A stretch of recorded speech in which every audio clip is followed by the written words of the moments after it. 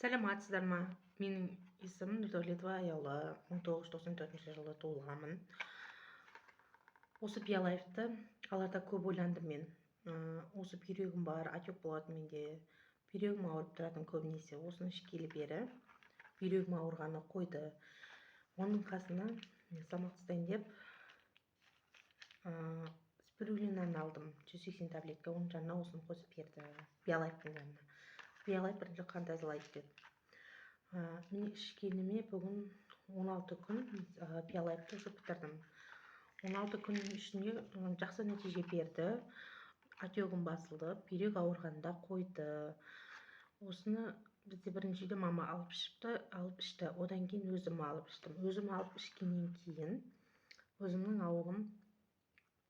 ауылымда кісілерге де ұсындым. Үрбе баба деген кісі баба бар еді. Ол кісі де осыны алып ішіп, нәтижесін өте жақсы деп мақтап жатыр. Нұргүл әпкеге рахмет.